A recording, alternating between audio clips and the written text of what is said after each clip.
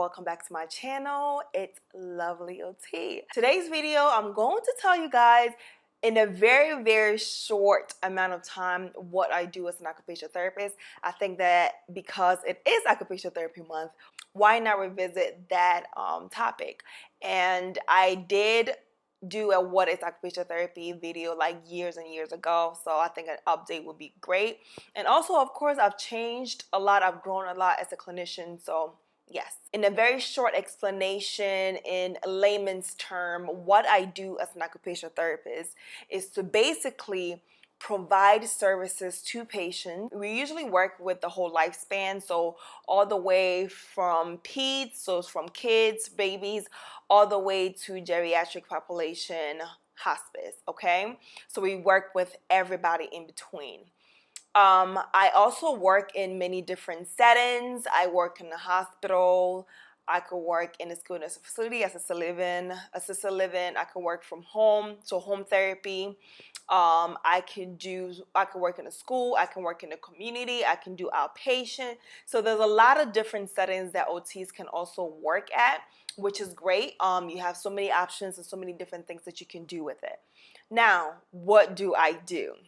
So, in very simple terms, I help you or whoever have an injury or a disability be able to engage in their daily occupations or their daily life activities that they may not be able to do because of an injury, because of a diagnosis, because of an illness. I do rehab, which is helping people return to a skill that they may have lost because of an injury, an illness, or anything like that.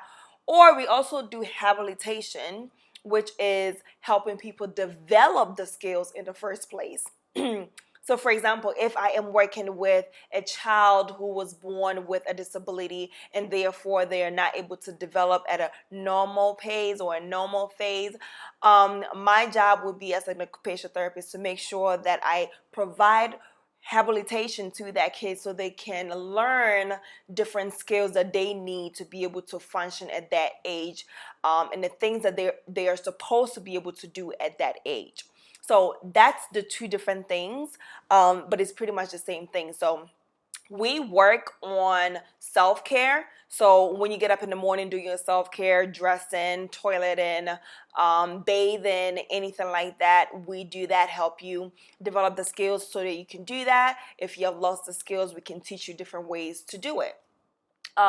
Feeding, eating, and making sure that your patient is able to feed themselves, be able to use the utensils or adaptive equipment that they need to use in order to engage in the task of eating or feeding.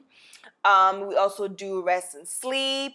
We do IADLs, which is basically a complicated or version of activities of daily living. So doing like community mobility, doing financial management, medication management, and so many things within that realm.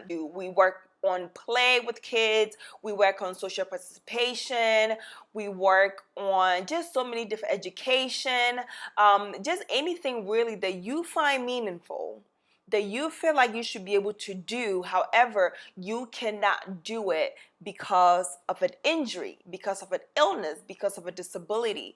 That's when OTs, occupational therapists, will come in to make sure that you are able to do the things that you want to be able to do.